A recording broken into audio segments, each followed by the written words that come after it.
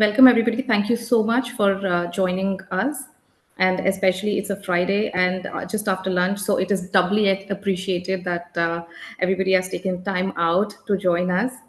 So we're going to start off the session with a lovely video that the UNEP team has curated for us. Can we start the video, please?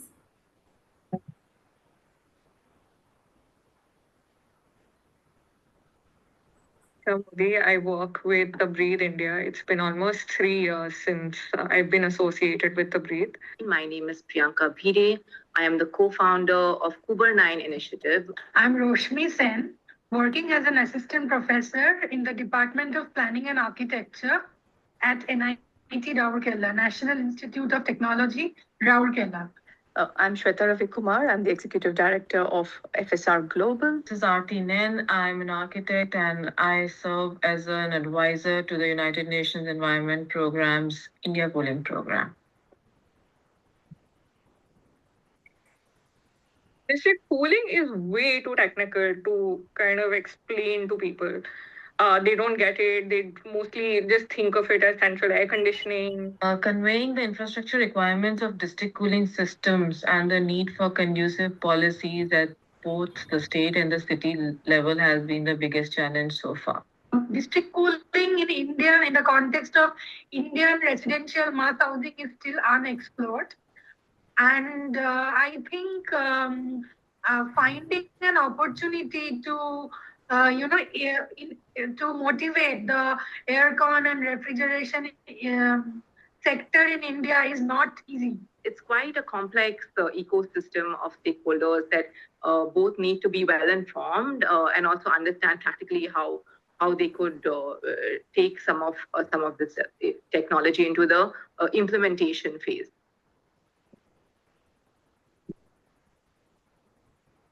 I mean, career in cooling is booming now. If you think about HVAC, if you think about refrigeration, which is not exactly my field, you have cryogenics, where you need cooling. Cooling is an indispensable part. Fortunately, today, we don't have to be siloed into any one subsector. The skills are multidisciplinary. The skills that will contribute to developing any streams requires pooling from all places. So even if you have a base degree in a particular technology or in a particular field, not to worry. If you have an interest in a topic that's close to your heart, you can always upskill and become part of the ecosystem. It is an evolving field and still dominated by men to some extent. And thus, it is very critical for women to stay up to date on the development of policies and business models and technologies. And it is equally important to be, to try to be in projects which are happening so that you gain experience and knowledge. I think as long as you keep your head down and you do know that you know, right? Like you have the subject knowledge. I feel that inner confidence does help you. There are very few women in these conversations. We have tried to literally comb through the areas to find women even to come and speak at our events. And the few that are there are very intelligent and smart. They know exactly, they understand the entire technology and ecosystem very well. I think we need many more women to take part. Find people who can mentor you, who can be there for you in your moments of weakness when you feel unsure of the industry, of being here.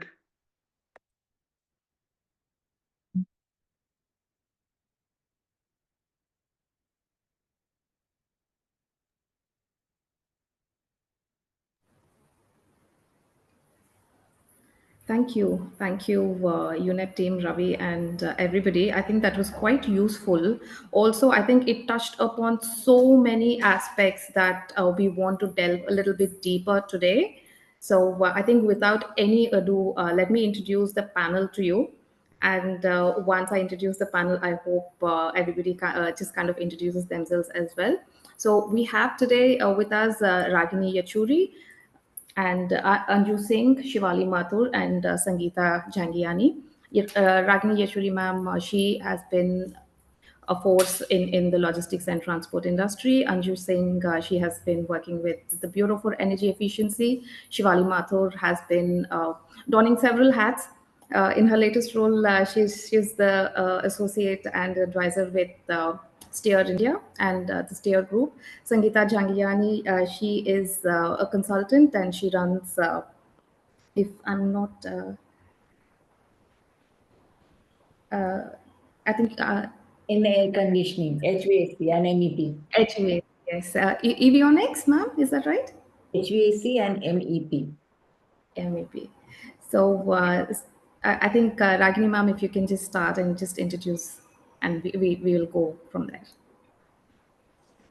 Good afternoon. I'm Ragini Yechuri, and as you all have rightly introduced, I was working for the railways for about 35 years. And then once I retired from there, in fact, earlier only, I joined the last 10, 15 years, I joined this group of Chartered Institute of Logistics and Transport. So they thought that maybe I could contribute and also be involved in the policy that is being laid down. So and our basic vision was to promote the status of women in logistics and transport, and to bring together all the talent and career that the women can provide, in the support and network and in mentoring the opportunities women can have in the sector. So we basically had the vision that we thought that the organization and empowerment of women can happen through the logistics and transport industry if the two work in together. I was working basically in the transport, and I was looking after training and HR and all that. So then through Vilat, we thought we could train more people and make them and sensitize them on the issues, that how we even recruit and understand women related policies. So we thought we set up percentage of while employing women, and to make so that they makes business sense, more women in the organization. Otherwise we were barely 8 or 9% of the women. So then we wanted to customize their areas of work, so that at least for a beginning, there are more women in that area, and where especially things like trucking and all the related fields. So then we also wanted to improve our on-road presence, because once the goods land at a particular destination through the railways, the rakes don't get released till the truck comes. So if we employ and involve more women, we would be able to get the clearance done faster and better, and for those short distances. But otherwise, the rakes are definitely far more friendly as far as the environment is concerned. You create less pollution, and then also to have more medical facilities and also have an insurance for this, and all this, and even for our, of course, I'm trying to tell you as briefly as possible. I'm jumping, but through technology, basically, so that our warehousing is manned largely by women. So we have enough equipment and IT, because today technology is not the stumbling block. It's up to our imagination what we can do with technology. So we thought it would benefit all the women over there. And also, of course, because I was doing this, there's this another organization in India called All India Women's Conference. So there also I got a little involved, where they were doing a lot of renewable energy, and a lot of women were involved in this. So I got involved. I don't know whether I should talk about that, but well, like solar drying, training people. And then we even went to schools and colleges to teach the girls make them more sensitive to them, and even the men. I felt that no training for women is enough unless we involve men, because we can keep talking about, like Robinson Crusoe, saying this is mine, but well, who's there to recognize that one? So just to sensitize the men, we involved a lot of railway officers also in all our training camps, and other. There are too many issues actually, but well, and then we conducted workshops, so that, and then we have conducted logistic courses, uh, and so that people can do whatever they're doing more efficiently. And then another thing that we started was that they should recognize women's qualifications, whether they are fit to, instead of the recognizing the age factor. So this message we spread to the other ministries also. Some have adopted partially for certain fields, but the others, well, we are still trying.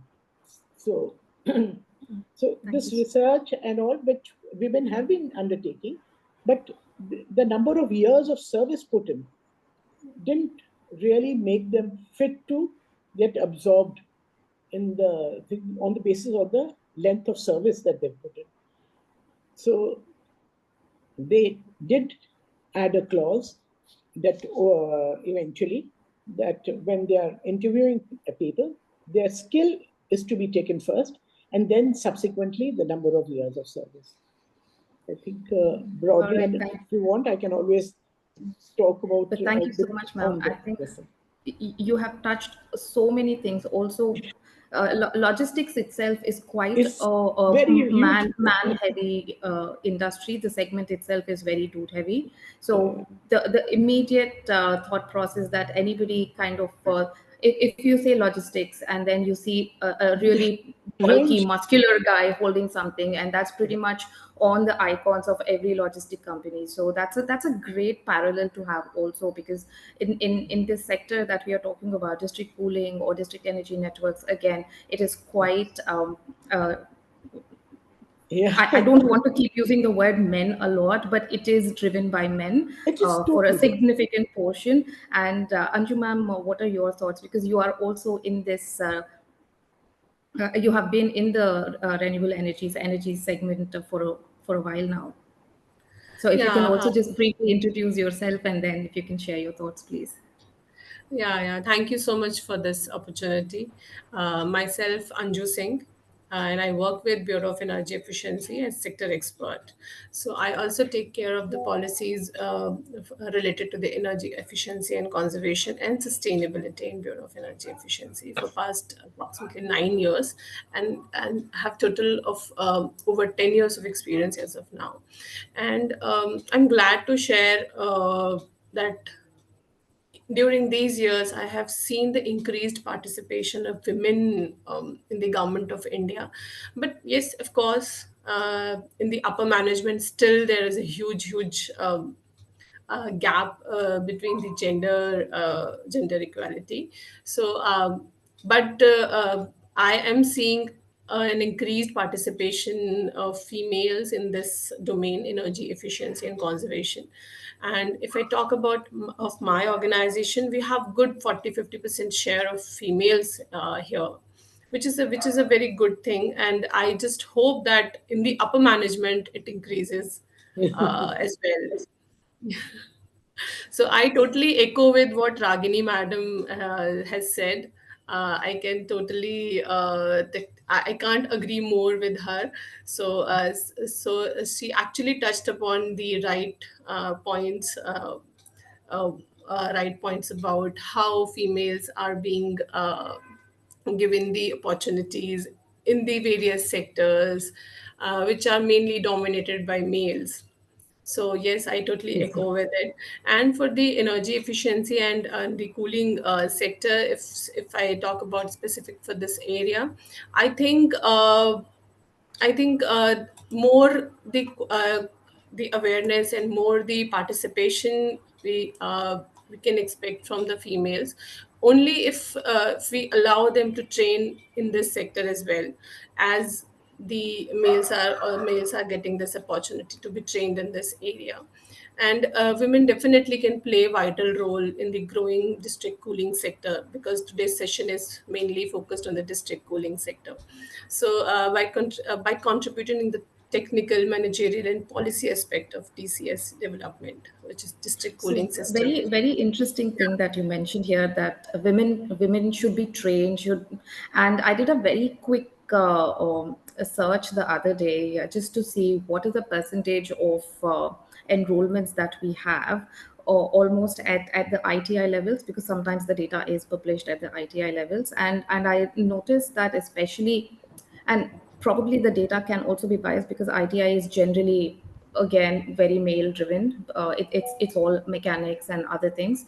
So you see very, very small percentage of women being enrolled in courses, which would then mean that there are few women who are actually getting that upskilling and then coming out from the other side of the system. So there is almost like an organic ground level effort that needs to be put in to say, these days jobs are all also quite mechanic, right? So there is enough So scope I for. want to share one more thing. When I passed out from my postgrad, and I was very much interested in conducting the energy audits of the industries and the establishments. But that was the first instance where I found that the contribution of females or participation of females is very much limited in that area, because we were restricted by saying that this may be risky for you. You have to climb the stairs, you have to measure the different parameters, and the temperature range may be not suitable for the females, and it is kind of tough job for you. So I remember, I completely withdrawed myself being involved in the energy audits, and then I tried my luck into the different sectors. So yes, there are so much of apprehensions about females being given opportunities in the areas where the definitely the kind of work or the kind of activities are little more difficult, or we can say on the tougher side. So I remember, I just thought of sharing that incidents with you all. Thank you. So, Sangeeta ji, if you can please introduce yourself and your thoughts, also because you are within the HVAC industry and you've been in this industry for such a long time. So, what have been the reasons that made you keep going, and what are the reasons you think, if that had been changed, or if that was not the norm, I would have been given more access, or more freedom, I would have done something better? So, to answer your first question, let me introduce myself. My name is Sangeeta Chamnani. I'm an alumni of NIT Bhopal. That's where I did my engineering from. And, the subject of cooling, the professor who taught us, he had taught us so well that when a company called Blue Star came to the campus, I was able to answer all the questions. And that's where I got employed by Blue Star. So in the initial stage of my career, I joined ISHRAE because I was hungry to learn. I wanted to know what's new in the industry. I wanted to kind of gain knowledge on different aspects. So in those days, what I used to find is that there were very few women. I would probably be the only woman in a say in a forum of say 200 men, maybe me and Nivedita and Roshni ma'am, two or three of us only. In fact, in my engineering, I was the only girl student in a batch of 78 students. Okay. Uh, Going forward, after having done a stint of 8 years in Blue Star, I had children, and I thought that I also uh, kind of wanted to not neglect them, but also keep my career on. So that's when I changed tracks and I started my own firm by the name of Enova, which is purely into consulting. And my company, Enova, is now 28 years old. And in this stint, we've done various kinds of projects from small to large. And I was fortunate enough to design a data center project in the gift city, in near Ahmedabad, which the cooling system has been designed as a district cooling system. And not only that, but I've also designed a district cooling system in Mumbai for a client of mine. There are 3 buildings and predominantly data center buildings. Now, coming to the thought that, what would you mentioned, what would I have done differently? I love what I do, which is why I'm continuing and I want to go on. So what excites me is, that there are lots of different people and, what should I say, opportunities that, or rather, different sectors that, the cooling industry serves different sectors. So I get the opportunity to meet people doing different kind of work. So to give you an example, I was designing the cooling system for a research organization. So, we read about the virus leak during COVID, but I'd already designed a research lab. So I knew what does a virus leak mean. I've been into a facility where normally a person would not get access to. Or I've also done some project for the airport authority. So I've stood at the air traffic control tower and seen planes take in and take off. I worked for a bank and they were setting up a currency chest, where whatever money we deposit, all the money comes in and money is counted. So, it was a unique experience going to a place like that where, you turn your neck and there's just, hard cash around you. So these are the things which, prompt me, and I keep telling my family also that I just love what I do. And coming to the fact that opportunities for women. So HVAC industry, the cooling industry is a service industry, okay? And, you know, this service comes very naturally to women. We are all the time serving our children, our parents, people around us. So people, and it's not just restricted to service. There are lots of things in the industry that one can do. So, like in my team, I have women who are CAD operators. Okay, so they sit in an air-conditioned office and do the work. So it's not just about going to the site. Okay, then there are people in purchase. There are people like working in organizations, like when the companies take up, say, a contracting assignment for an annual maintenance contract. So, the whole thing has to be coordinated, which technician to send when and stuff like that. And they perform very well in tasks like that. So personally, I've never felt that I've been disadvantaged being a woman, and nobody has even given me any assignment just because I'm a woman. I think the industry works on parity, and it's about your performance that gets you more work around. So my tips to anybody, to the young generation, is be good at what you do, keep learning, be passionate, and put your best foot forward. And that's what will take you that to. that's a great message. And also I think you've touched on so many aspects, which, especially because if and you yourself are running a consultancy, so you won't get clients back simply because you're a woman. You will only get clients back only when they know you're going to deliver the very best and you're better than other people. So kudos to you. I think now to the other panelist, Shivali. Hi, Shivali. Thank you, Shraddha. I think If you Ragini, can just Sangeeta ji, and yeah, Anjuji introduce have. yourself, also track, because your career also has taken so many twists and turns, and you managed to do that in a male dominated industry segment at each point. So if you can just touch on that. Thanks, Shraddha. I think I probably am less experienced than others. As Ragini ji said, 35 years. I've only been 20 years in the sector. I have just, I'll literally roll it back a little bit. So, as a child, if I'm honest, in my house, I was, between me and my brother, the focus was more on me. And I think that when I reflect a lot on that, as a parent, I am now taking a conscious effort that I am giving equal opportunity to my daughter as well. So when we are going for hockey, it's not this that only my son is taking the hockey lessons. She's taking an equal risk. We don't, if she falls off from a tree, it honestly, it doesn't matter if she's a girl or a boy. And that thing is making a massive difference. It's a very, very small thing. But I think as a parent and as a mom specifically, we see this perspective more than anyone, and we bring that to work.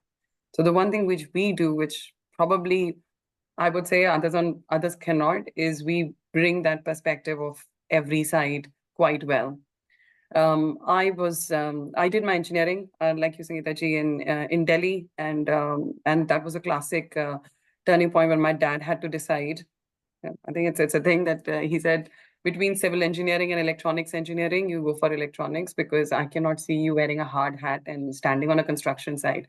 He didn't think that I would come here, so obviously he was visualizing about India. And I actually bought into it. I said, yeah, I think that's a good thing. And I did electronics. I don't regret it because I loved electronics. But had I done civil, I might have been somewhere in HS2 Hinkley, somewhere doing a massive big infrastructure project at the minute. And I might have been in transport. But then I was campus recruited by Telecom Consultants India Limited, Greater Kailash. And my first project was the Ministry of India funded project to Ministry of Nepal. And we were only 2 girls. So the option was given to everyone. But if I'm honest, there were only 2 girls who said, right, we'll go.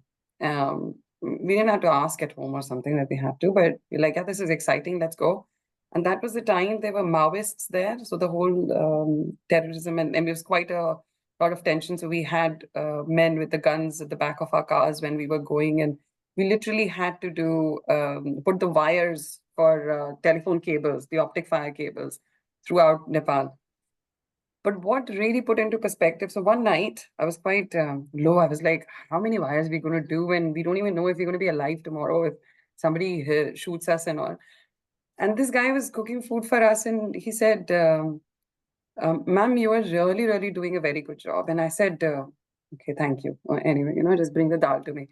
And he went, no, because now I can see that I can talk to my family who are 200 kilometers away. And that was the point you start feeling the impact of what you do. And I felt that on that table, we too, as the girls in the group, were more impacted by that we are actually bringing something to community. It's going to be helpful. So let's get up in the morning, make sure the cables are tied properly, and the job is finished at the end of it. So I felt that the drivers, and I keep reflecting on it, that the drivers for us are different as well at times. It's not that, yeah, we're going to get a bonus, 20% bonus at the end of the year if we hit the target, but it's also how we are helping people around us. And that has, since then, driven every single thing I've done, hopefully. And I'm hoping that that impacts the lives of people positively. Very quickly on my journey, I then came to UK. So I did my MBA in finance in Durham. And there was quite diverse. We were 27 nationalities, many women in there. But after that, when I joined Daikin Air Conditioning, so HVAC sector again, Sangeeta ji, I was the only woman who was in a heat pump, in a heating side of air conditioning. For 12 years between Daikin, Samsung, LG, Panasonic, one of the only leaders on that. But that didn't deter me, again, with passion and so I was so full of like, I want to talk about this. I know that this technology is going to make a difference. I went just kept on and on. And I think Ragini ji said it's about collaboration and how we put ourselves forward. It's quite a lot about us, actually. Brought people on journey, and then I joined central government here in UK in heat networks, so district heating instead of district cooling. But we had a lovely group, district heating divas group, and we were around 50 women, which, if I'm now honest, and it is exactly, I think in the video, Archa said that try to find people who can mentor you, who can mentee you. And we started that thing of mentor-mentee. And now we are 700 plus people here in literally space of 5 years. And it's very, very safe space. You can ask any question. No question is a super stupid question. There are projects which have gone from a study stage of master planning to now pipes in the ground. And I'm really hoping that with district cooling as well, and cooling is not no longer like luxury, it's a necessity. It really is, and it needs resilience, urban resilience.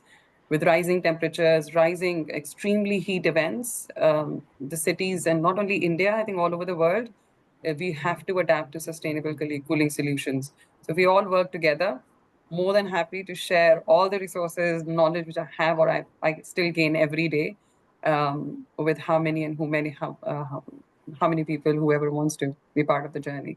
So thank you for That's me being part of today.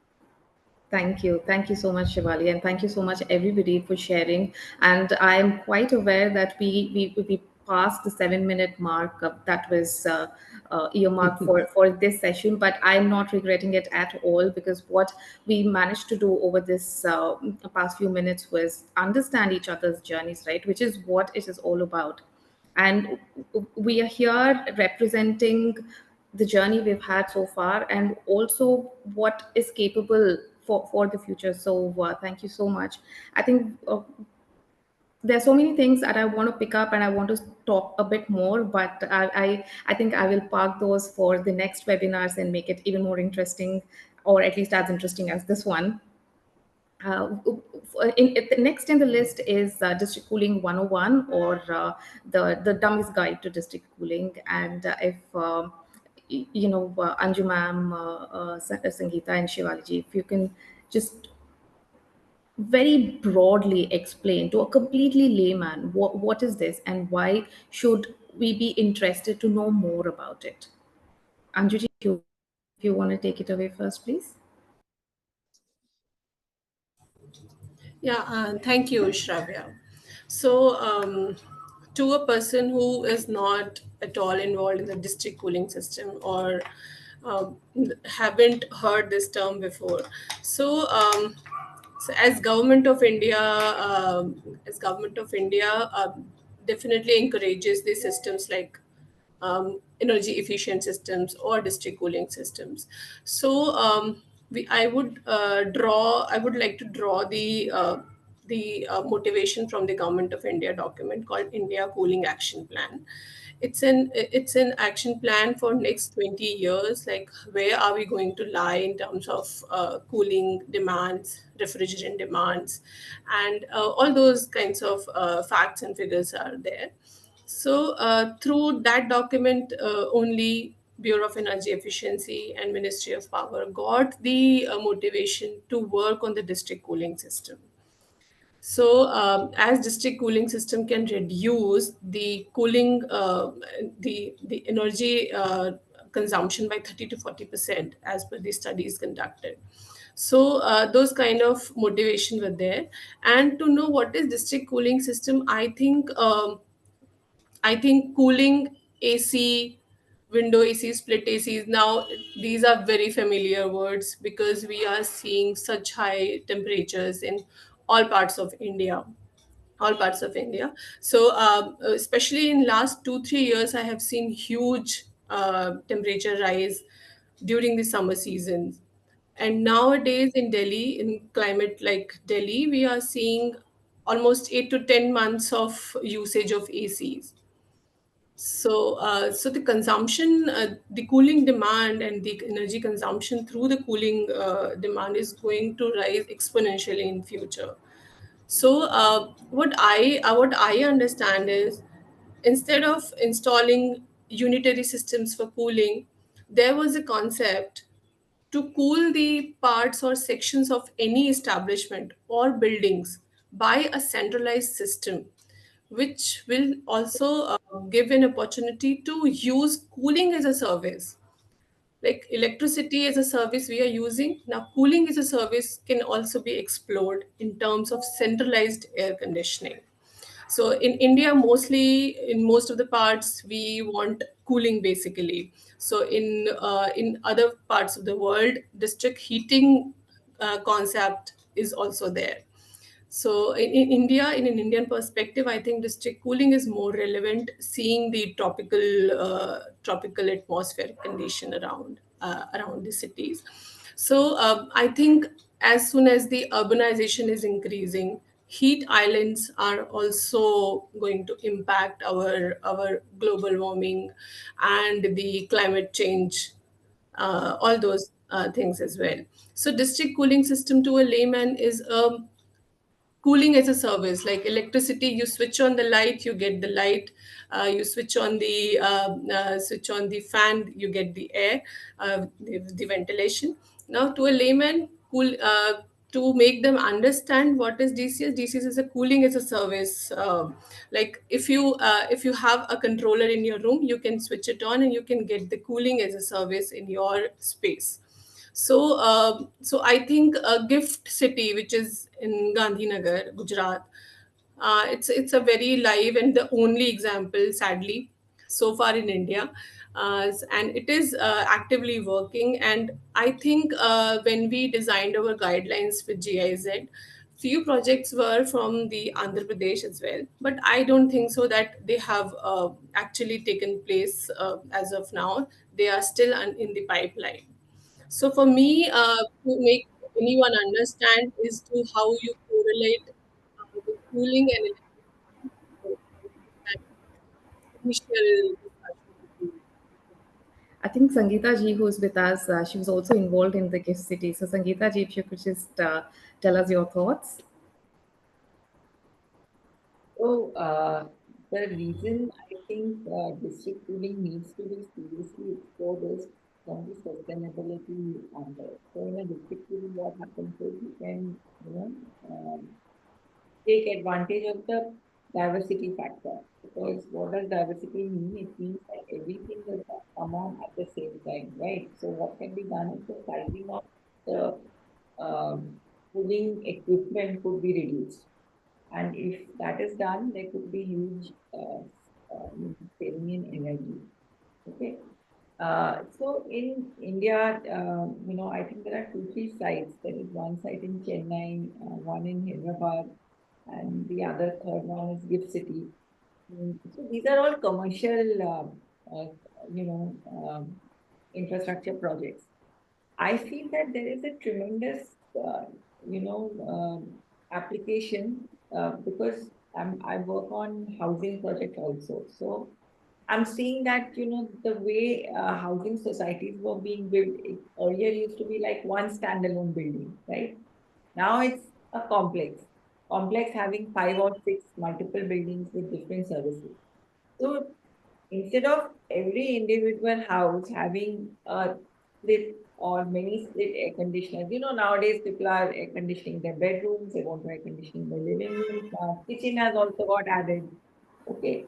So instead of having these small split AC outdoor unit sitting, if there is just one source of cooling water which is provided to every house, it would make life much simpler because when we have air conditioners, we also have to maintain them. Air conditioners funk off, then we have a service engineer that comes and, tells us. It could make life easy for the end users as well. So I feel that there is a tremendous demand. I mean, the concept is very good, but it is just not explored as yet. I think it's more Thank to you. do with the mindset of people. Everybody, electricity and water we take for granted. You switch on a switch and you get power in your house. But this concept is new to people that, oh, can I also get chilled water or hot water in my house to cool or heat my house? So if there is a paradigm shift, I think the concept will, move forward. So we have to break Thank that you. barrier. Yeah, absolutely. Absolutely.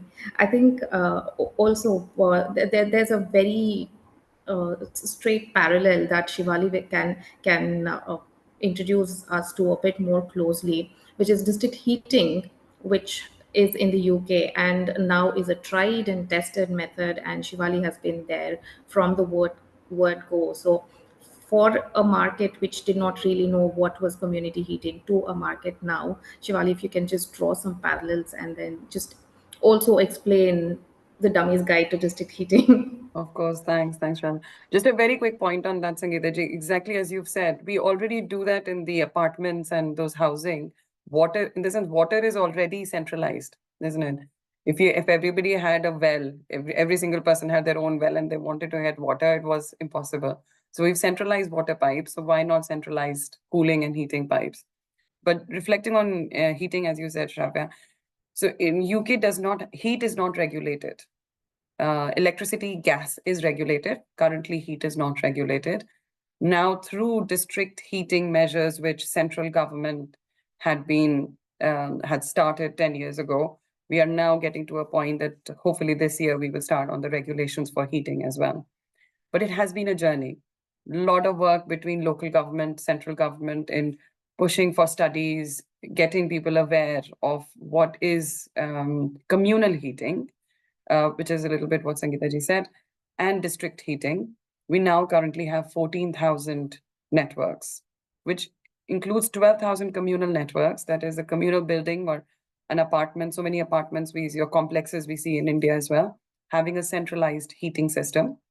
And if I'm honest, when I started the journey from heat pumps to heat networks, I just broke it down into 4 parts, really, really simply. And that literally, it was for a dummy guide for me. One is the production, the source. So how you are actually producing the heat or the cooling, whether it's a chiller, whether it's a big air source heat pump. That's the source, or a water source heat pump. Like we are an island, England is an island. So for us, water is all around. So for water source heat pumps is quite common as well. And then you have distribution. So the pipe work, somebody needs to take that heat or cooling from the source throughout the pipes, whether it be a big university campus, like I think IIT Madras has it, or whether it's a big hospital, or it's a whole city, like Amravati, hopefully. All these good examples. And then it's the consumption. So we as an end users, when we are opening the taps or we are using it in our internal systems, whether it's a house or it's an office, a mixed use. And then lastly, it's monitoring. So how are we monitoring the usage of that? So really simplifying district cooling or district heating into 4 brackets of production, distribution, consumption, and then monitoring. And we all can play different roles in anything. And even marketing of every single part you need, the big supply chain, understanding of supply chain specifications, and but keep it simple, I would say. It's not complicated. It's not probably as complicated as an electricity market, I would say. And it can be simplified.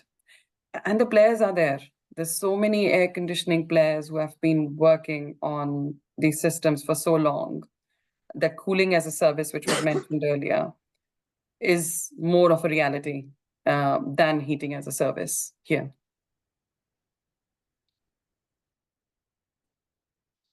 That's quite true. And what you mentioned a little bit while ago, like just having a well and drawing that parallel with just having a well, right? So we just have to think of it as a massive well which has just cool water, and that cool water is going here and there through pipes.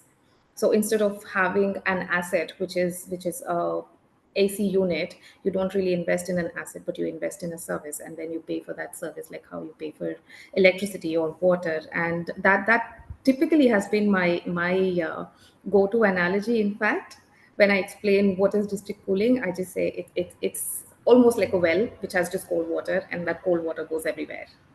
But for investors out there, Shravya, investing onto that asset is probably going to be quite good for them. It will give them good returns. Absolutely. So that is it, right? There's an asset here which is investable, and there are going to be consumers who are always going to require this service. So it's going to be a market where, again, if we are looking at our markets, we are very much in the free market, thankfully, area. So free market always evolves. So there's going to be no doubt that there's going to be a sector which requires sustained efforts for it to pick up. But the minute it picks up, there's no going back. So we did touch about everything that we wanted to talk about: women in the industry, women in district cooling.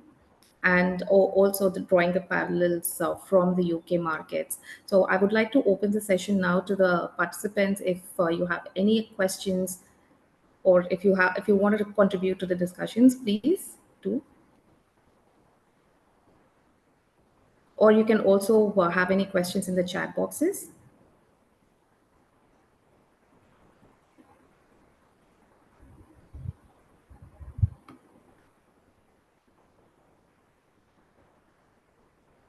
So I wanted to ask Shivali one question that some years, 2 or 3 years ago, since 2 or 3 years ago, actually, UK has been a cold country, right? But since last 2, 3 years, we are seeing a huge temperature rise.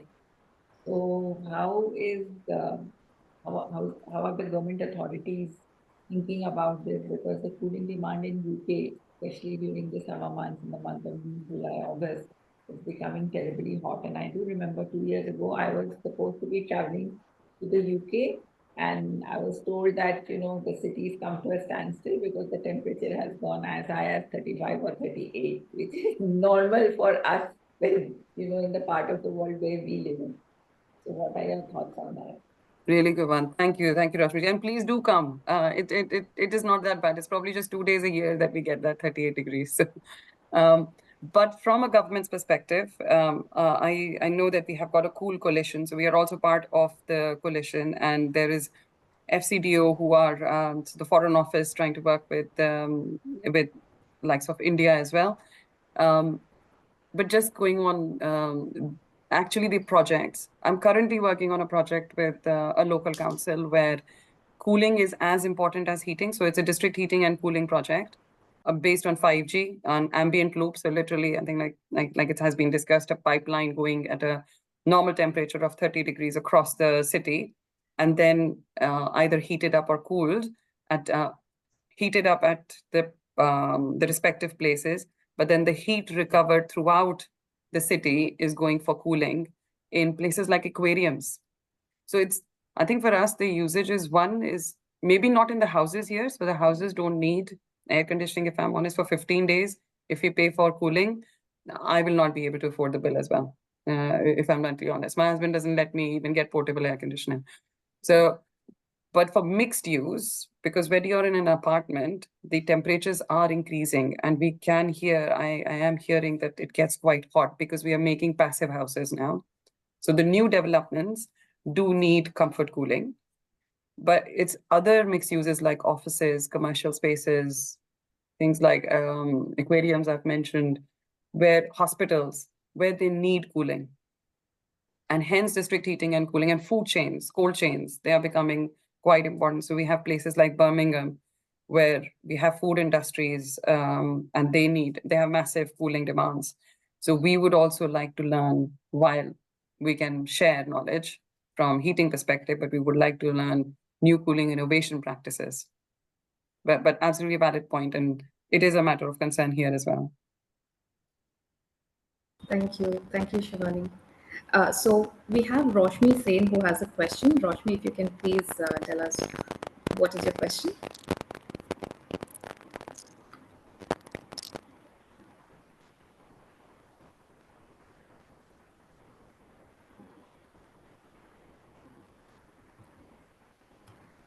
I think we lost her. I can see her.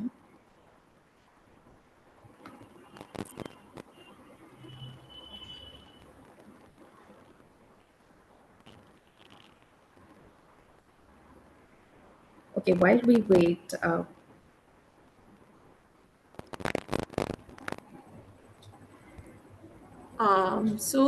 can I ask one question to Ms. Shivali? Sanjuji? Yeah. Hi. So I'm just curious to know what kind of regulatory support is available for district heating or cooling in UK. So can you just focus on that area as well? Of course. This was a massive big point because we didn't have anything. We didn't have any regulations, was unregulated.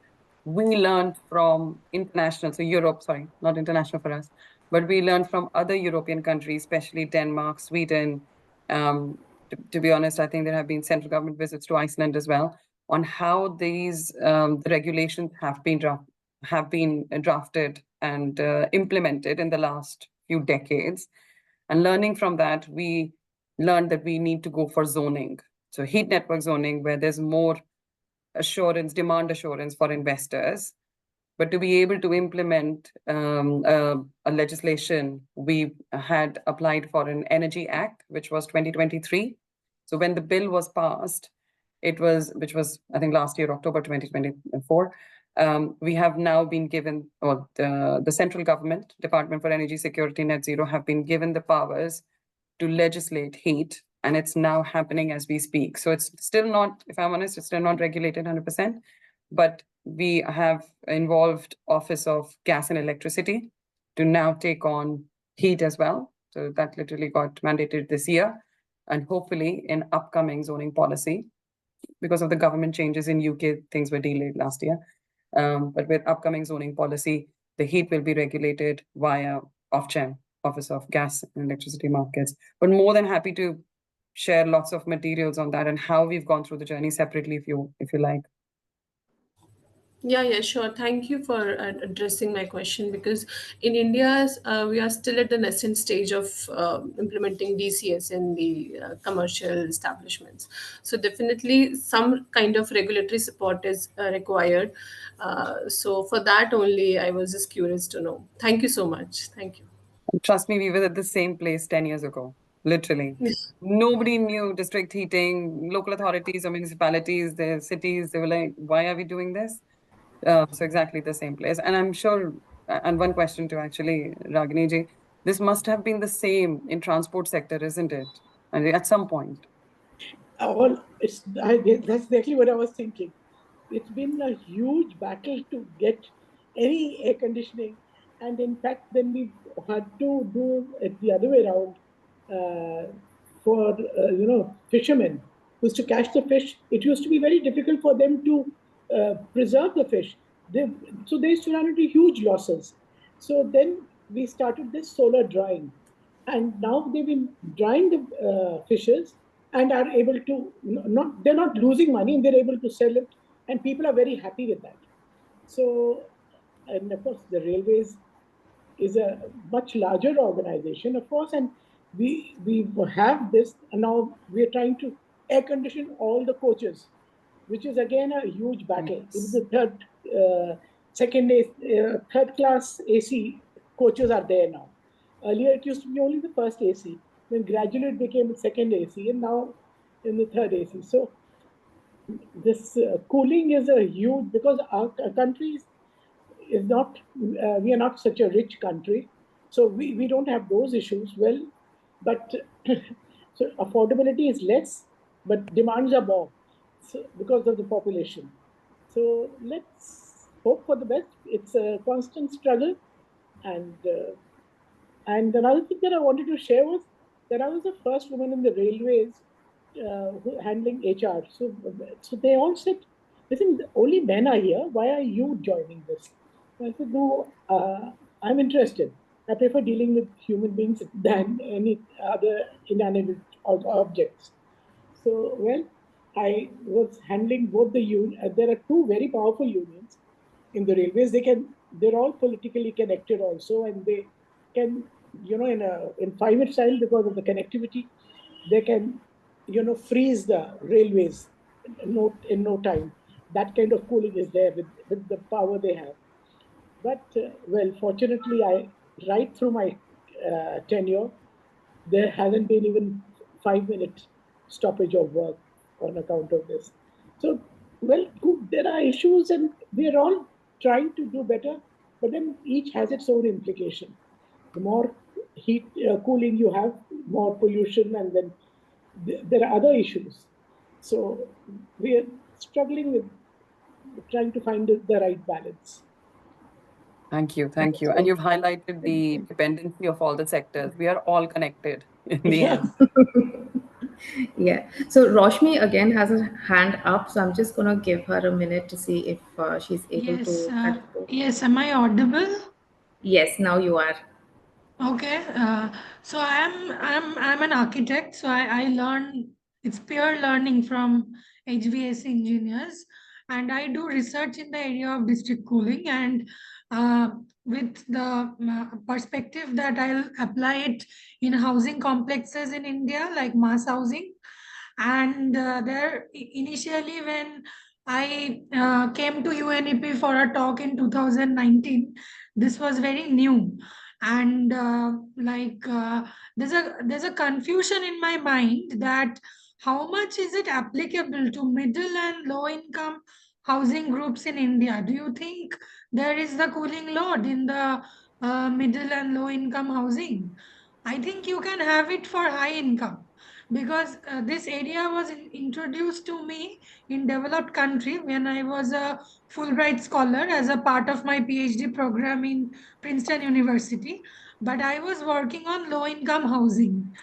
And when I at that time the air conditioner penetration in the low income was only 4%, but I did a new survey and it has gone up to 10% now in 2021. From 2027 to 2016 to 2021, it has actually increased. But how to mobilize the infrastructure costs in these low and middle income housing? This is one question. And the other question to all HVAC engineers is that how does the heat exchanger look like in the demand side? Is it like a radiator? And can there be alternative ways of integrating radiant cooling and other efficient systems? So I think this question is very much designed for you, Sangeeta ji. So if you want to take a stab at it.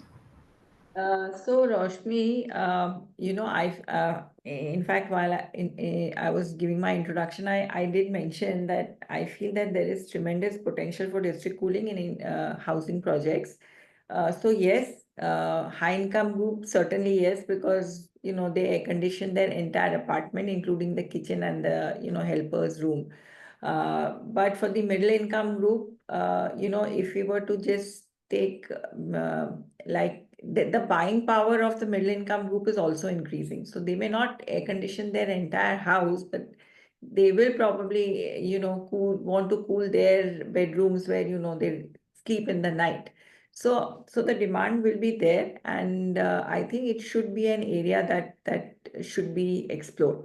Now, coming to what does the piece of equipment look like? If we were to talk about, say, chillers or even a heating system, the cooling side is essentially a chiller or a heat pump. Okay, the same machine which is used, say, in an office building or in a hospital.